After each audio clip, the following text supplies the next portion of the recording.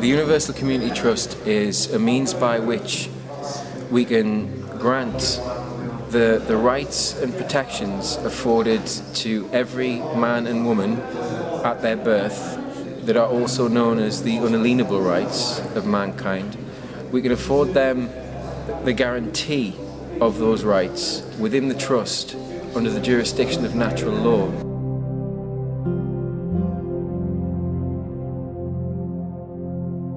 What that entails is a lot less complicated than it sounds. But, you know, there are lots of people that have commitments to a society that's been imposed upon them from their birth that they aren't aware that they can break free of if they choose that for themselves. When I incarnated on this planet on a certain day at the end of the 7th decade of the last century, I was endowed, purely because of my physical incarnation, with unalienable rights that were bestowed upon me by the Creator of the universe, however you prefer to see it. And those unalienable rights are rights that cannot be taken from me no matter what. I can refuse to enforce them, which is I can acquiesce to a pretense that they don't exist, but they cannot be taken away. And I cannot give them away either, because I just have them. You know, as long as I'm a being on this planet, I have them. Whether I exercise them or not, I still have them. They cannot be taken away under any circumstances. Whereas inalienable rights are rights that can be taken away.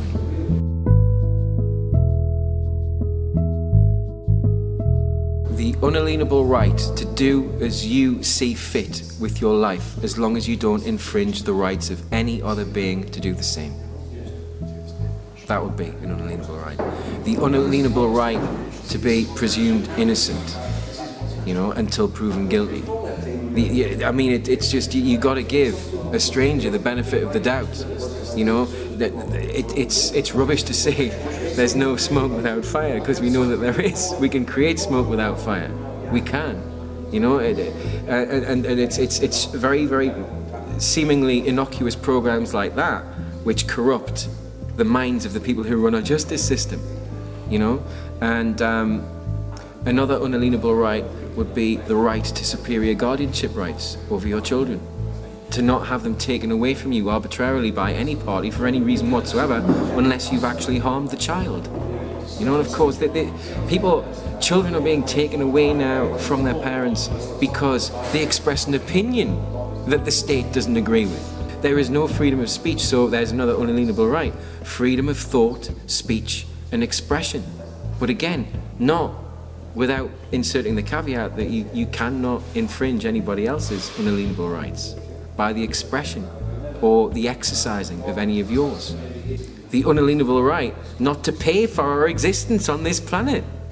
We're the only being that does. That can't be right.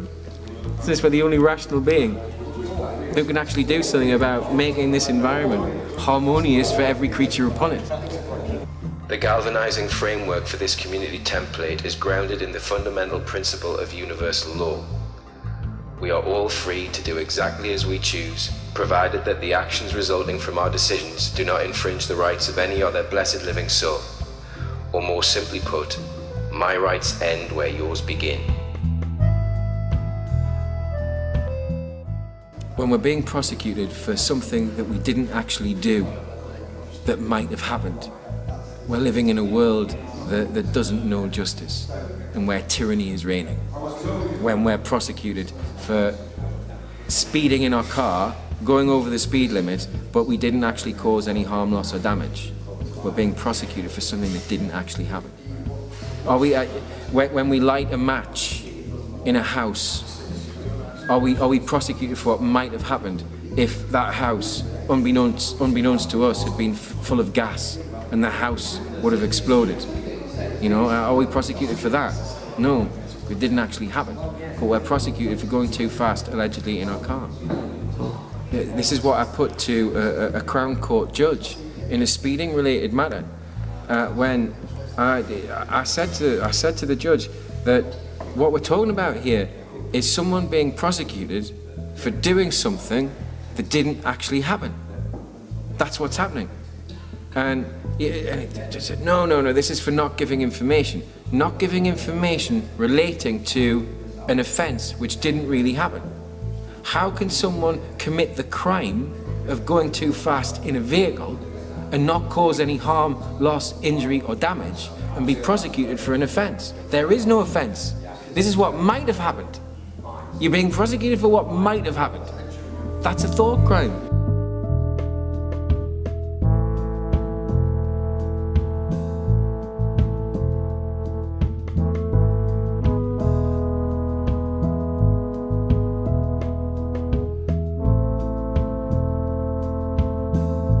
The authority that we've encountered hasn't been a legitimate one. The worst thing you can do is be prosecuted and imprisoned for what you think. Because how can your thoughts actually create loss, damage or harm? We have a government that pretends to protect our interests and our so-called security when all they do is hold us in a very low security open prison. Because if we don't do what they say, whenever they say it, they automatically construe that a crime has been committed because you didn't obey their authority. We shouldn't have had the tyranny that we've had in the last 100 years. We shouldn't have had it. It's only because of the grandness, the all-encompassing nature of the deception that they've been allowed to perpetrate it.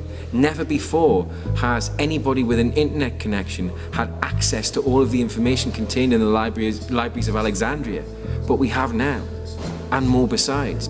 The culture of privilege and elitism will disintegrate organically when all men and women are rightfully considered equals before the creator of all that is, all that is, all that is.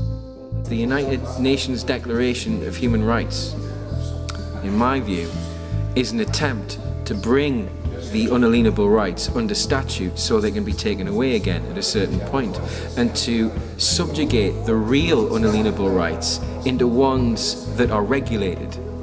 You know, such as, you know, that every child shall have the right to primary school education. That is an attempt to force every child into primary school education. You know, it's not every parent shall have the right to home educate their child or educate their child as they see fit. It's not every parent has superior guardianship rights, or every man, woman and child on the planet has the right to a place to live and prosper in mutual cooperation and abundance. It doesn't say that. You know, the right to privacy, what does that mean? What does that mean, the right to privacy? You know, what about the right to innocence? Why isn't the right to be presumed innocent? Why isn't that one of the fundamental human rights that they declare? What we have to understand is how this situation came about in order to understand how to construct the solution in entirely peaceful ways. Because it's been proven again and again and again, and it will always be so, that violence begets more violence. We've all got a different path to tread, but it comes down to the same thing: self-realization, self-realization, self-realization, self-realization, self-realization. A trust is a relationship, or a series of relationships, a set of relationships that abide by certain rules that either are implied by the trust or expressed by the trust in the form of a deed. So in its most simplistic form, if I give you a banknote now for £20 and saying, I'm trusting you to keep this for me until the end of the night, if you accept that obligation, you would be trustee of the note, and I would be grantor of the note. But you would be beneficiary of the value of the note for all the time that you held it, because you would have that £20. So if you needed it for another purpose before the end of the time that it was in your possession, you could use it as long as you replaced it. And that's how property works in trust. Even though it doesn't belong to the trustees, they hold it for the benefit of the beneficiaries. But who is the beneficiary in this case? Well, it would be you as trustee and beneficiary, and the grantor as grantor and beneficiary, because he wants his money back in the end. And it works in the same way. The trust known as the laws of England and Wales, as defined by the British Constitution, as I was saying, that trust involves the Queen or the monarch being the grantor of the rights and protections of the law for the benefit of the people. The court officials are the trustees, the judges are the trustees for and on behalf of Her Majesty of that property, the property being the rights and protections of the law. They have to administer it to the benefit of the beneficiaries, and they're not doing it. So it's a gigantic breach of trust. And when the trust rules are breached to such a degree that there is out-and-out criminality going on in the courts of this country, where the banks are being protected and families are being thrown out their houses, when there's no enforceable debt in order to justify that, when we're in a situation like that, where we've got a criminal government waging genocide all across the planet, as it's been getting away with for centuries, if we don't stand up and put a stop to it, who's going to do it? The Universal Trust is the umbrella trust. It's the grand trust. It's the one that protects every single community within the trust, because what we're going to do is acquire land in every place on this planet. And we are putting this together now. Now. Now. Now. It's very difficult to look at the system that's been imposed upon us and to believe that it's being run for the benefit of the people, when in actual fact, by the very Constitution of the United Kingdom, if indeed the Constitution is still in existence because of how EU law has been imposed upon that Constitution, but in the Constitution it states very clearly that the rights and protections prescribed by the law of the United Kingdom is the birthright of every child and every man and woman. And what we've discovered over the course of our endeavours attempting to find remedy within their system is that the only remedy that's available is administrative. In other words, if the Crown or the bank or the corporation makes an administrative error, you can have proceedings against you struck out. But if you want to apply the law as it actually stands, as it is codified in statute against the banks and Crown interests, justice is never served. So because of that, we realised that it's pointless, being the very epitome of the definition of madness, to continue with the same endeavour expecting a different result. So we decided that, being myself, the grantor trustee of the Universal Community Trust, and the trustees who were appointed last year, we decided that the only way forward was to create our own jurisdiction under national law and to gain international recognition for having done so as a sovereign group of peoples, a sovereign community of peoples who've come together to stand under natural law together, you know, and to trade cooperatively together, not for profit, to exchange sweat equity instead of financial instruments. But at the same time, we've managed to, or rather the universe has provided us with an opportunity to finance all of this with money from their system, with a banking system which doesn't involve usury. In other words, there's no lending involved of any nature or description.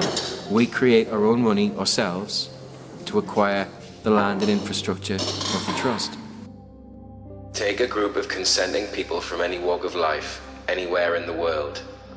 Replace the debt-based financial systems with a usury-free permanent credit facility, based upon the cooperative agreement of sovereign men and women to provide goods and services for everybody in their community free of charge, subject to mutually agreed individual needs and requirements, and pursuant to a community trust agreement between each individual, the community, and its sovereign trustees. Every single community that becomes a member of the Universal Trust is self-governing.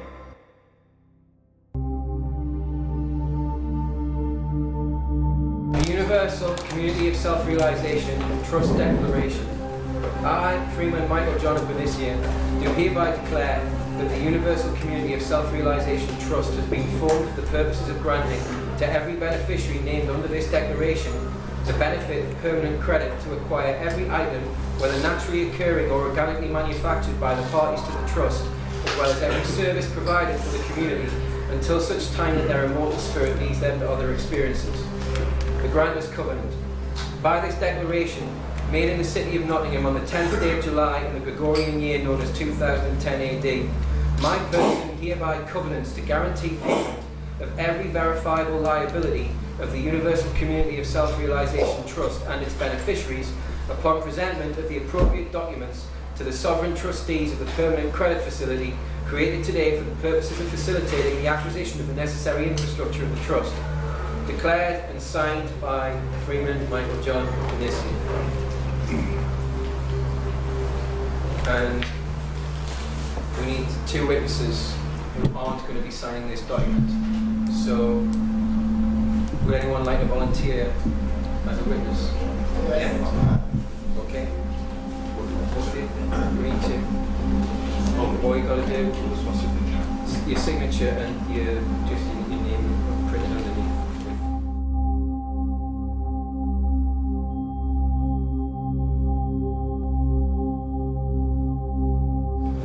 Would you like to explain what the significance of that is? Yes. Now this trust has been declared by deed a legal entity. This trust now guarantees each beneficiary, and each beneficiary means each community trust that's set up by the sovereign trustees will be a beneficiary of the Universal Trust, which I guarantee by a promise to pay any and all provable liabilities of those beneficiaries. We're looking for 100 people to start off each community, and there's no restriction on boundaries here. This is anywhere on the planet, anywhere in the universe for that matter. Therefore, what each member of each community trust needs to do to become a member is to make a pledge to the community of their sweat equity, whatever that may comprise of, whatever they do. What we're talking about is you pledging your sweat equity to a trust that will, when everything is up and running, provide for everything that you need. Now this isn't communism, just in case anyone's wondering. This is based upon the flip side of the community trust. And the flip side is the cooperative trade network. Everybody who is a member tenders into the network free of charge whatever good or service they provide for free. And for that purpose, they get every good and service for free within the network. And there's no boundaries, remember. And whatever it is that you do, you can pledge that in. Remember, all of this is not for profit. We are just looking to create the line of credit to acquire the infrastructure, the land, the machinery, the equipment, everything that we need to bring all this into fruition. By extricating ourselves from the existing system in as honourable a way as possible, to extinguish all liabilities and step into, first and foremost, a family trust. And a family trust is a private trust which creates the first layer of protection for all the property that the family has in its peaceful possession. And that if the family possesses any land, they will grant the land and the property on the land into perpetual trust for the benefit of their offspring, the next generation. And each family trust is a member of a community trust, is a beneficiary of a community trust. And each community trust is a member of the Universal Community Trust, which is the jurisdiction that all of the trusts fall under. This is the way it works. The trustees and myself are willing to guarantee by a promissory note made payable to bearer, which is just as good as cash, we're going to guarantee every single provable debt of every beneficiary, that's everybody who steps over from this side of the line, which is what we have, the system of enslavement, to this one, which is everybody is free to do what they choose, provided they abide by the rules of natural law, which I've already stated. My rights end where yours begin.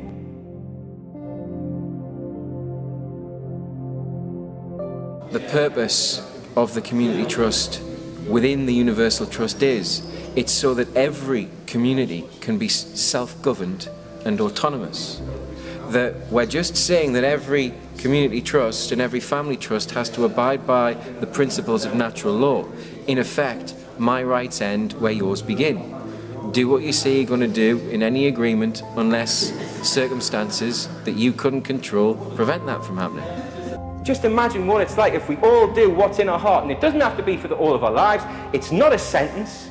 It's not something that we have to do because everyone has to do it. We have to find out what we feel we should do and then act on it. Now that might be within any community, hundreds of different things over a long period of time. You don't have to commit to anything except a pledge that when you're in this community, what you do is whatever it is that can benefit the community and benefit you at the same time by expressing what you want to. It's your donation, free from encumbrances, free from charges to your community, which includes you and your family. That doesn't mean you've got to work 40 to 80 hours a week. That means you only got to do whatever is necessary to maintain the community. This isn't rocket science. This is a way that we can apply a very simple and easily understandable concept of exactly what the law is and how it should be applied fairly and equally and reasonably with no excessive force in every single situation. And in every case, whatever the dispute is, every dispute should be settled on its own merits and not by regulation of Crown agencies and government departments that have hidden agendas in place. We believe within the Trust that the only solution is that we create between ourselves a cooperative trade network which completely bypasses the finance system. Because let's face it, the main problems that we all encounter on a daily, if not hourly basis, are generally financial related. Anything that can't be provided within the community itself will be acquired from neighbouring districts within the terms and conditions of cooperative trade agreements between communities. The idea for Indigenous people to form their own communities and to become their own jurisdiction, to become their own financiers, to become their own healers, and to fulfill everything that they would normally be pre-programmed to believe the state provides for them. To reverse those roles is also to experience what it is we actually need and what it is that is just a superfluous material desire that's been imposed upon us that we think we need when we don't. We want to strip away the material nature of the way our lives have been and allow everybody within a community to be exactly who and what they are. The flaws in those documents were predominantly occurred because of the inability of the elders of the indigenous tribes to understand that they were being hoodwinked by the language that was used in the treaties. And they ended up, as Santa was saying today, they ended up in a situation where they had absolutely no means of enforcing these treaties with the Crown. And the Crown also offered no consideration in return for running the judicial systems of all these territories and so-called dominions. And because of that, the indigenous peoples who've entered into these tribes right across the planet, and especially the tribes who have become part of various United Nations conventions and treaties and ratifications, they've ended up in a position where they get stuck in a limbo where they can't afford to take on legal battles to get what they've been promised in treaties, which they haven't really been promised because the treaties are unenforceable, they haven't been witnessed properly, they haven't been sealed, there's no guarantee of any consideration on the Crown's part because of little things like they didn't have it witnessed. And because of this, we find ourselves in a position where many of the indigenous elders right across the planet are looking for a way to express the unalienable rights that have never previously been properly expressed. Violence will never be part of the solution. And we're not saying we're going to do this in any other way except by using only peaceful methods. And we believe that where where the world is heading is to a situation where the indigenous peoples, they reclaim the land that was their birthright, and they put the land into perpetual trust for the benefit of the next generation. And we're just going to see the organic dissolution of elitism and tyrannical dictatorship and all of the rest of the corporatism that's held the world back for centuries. People are saying it's had a very profound effect on them. They're looking at the world in a different way all of a sudden, just because they were able to empathize with my perspective, the way it was portrayed. You know, we're not asking for anyone's permission to do this. We're just creating a better world for anyone to choose to be part of. Anybody, without exception. The main thing that was being conveyed by all of them was that they don't know how, but they feel this is what they've been trying to find in their lives, a way of doing this. And as soon as they hear the information in the way it was presented, it has an effect on them which resonates in their heart, and they suddenly feel, but this is what I want to be part of, and this is what I've always really been working towards, and I just hadn't been able to express this through a cognitive realization that that was the case.